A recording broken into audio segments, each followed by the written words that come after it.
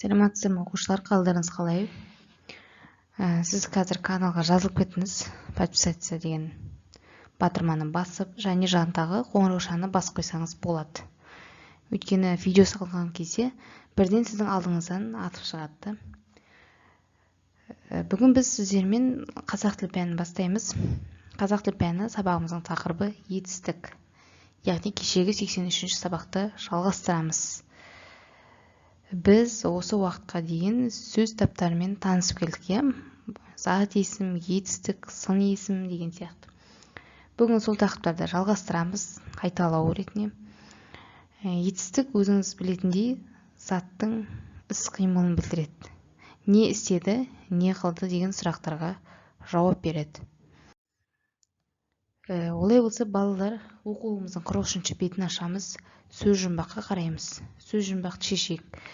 Бірінші, бейбітшілік құсы, көгершін. Екінші, түнде ұшатын құс, үкі. Төрттіліктің шөлге ең шыдамдысы ол түйе. Үрлеп аспанға ұшыратын зат, шар. Тышқанның іні, үйі, ін жауабы. Сонда балалар бізде күйші деген сөз шығады. Енді ары қарай сабақты жалғастырамыз балалар. Осы мәтін берген сіздерге, мәтінді оқимыз. Бұл балалар сөз жұмбақты шешу арқылы біз мәтіннің не туралы екенін болжаймыз. Демек, бүгін біздің мәтініміз күйші туралы, күй өнер туралы. Барлығымыз оқулыққа мұқият қарайық балалар. Мені тыңдаймыз. Нарынның құмда ауылынан шыққан домбырашы қыз туралы аңыз әңгіме елден елге тарап кетті. Несін айтасың? 10 саусағынан күй төгілген майталман жорға дейді. Құрманғазыдан артық болмаса, ешқандай кемдігі жоқ шебер дейді. Ойбай-ау, ешкімнен де домбыра үйренбеген дейді.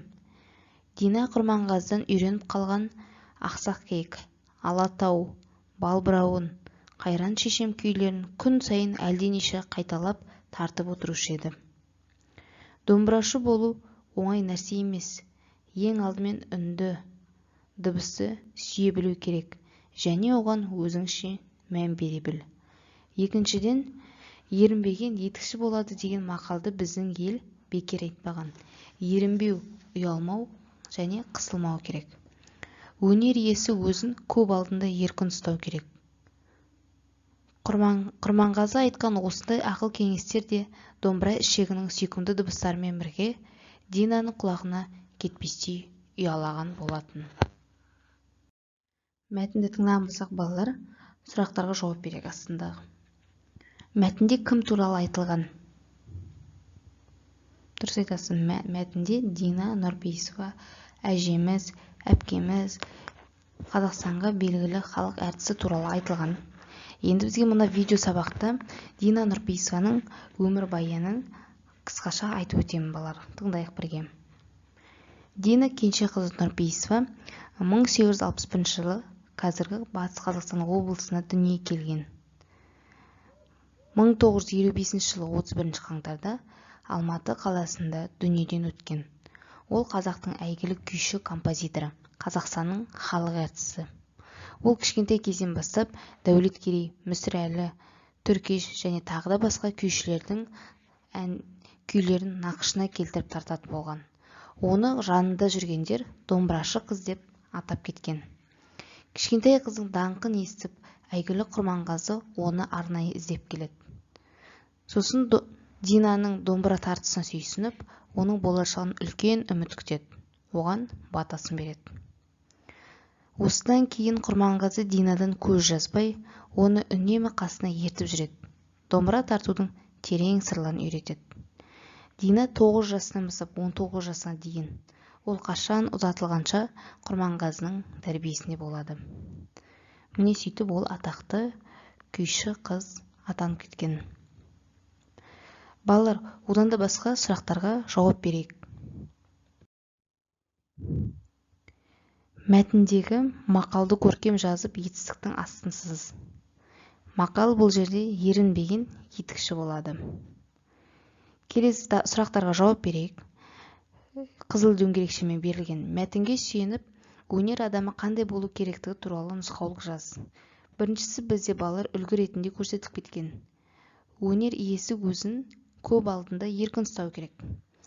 Және құрманғазы оған тағы да қандай ақыл кеңестер айтты деп ойлайсыз? Міне балалар мәтіне берген. Өнер иесінің бойында мынадай қасиеттер болу керек. Ол ерінбеу керек. Ерінбеген етікші болады демекші, ерінбеу керек, үнемі іздену керек. Үнемі еңбек ету керек. Және қысылмау керек. Сонымен қатар дыбысты тыңдай біліп, оған ерекше мән бере білу керек. Енді келесі балалар, шығармашылық үзіліске қараймыз. Оқулықта 5-ші жаттығу. Дөңгелекшелердің ішіндегі әріптері реті бойынша мақалды оқы.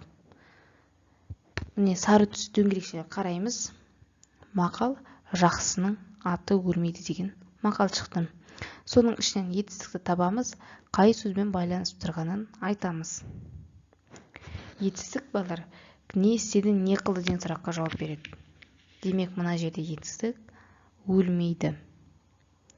Өте жақсы балалар, бүгінгі сабақ аяқталды. Сіздерге түсінікті болды деген ойдамын. Сау болыңыздар.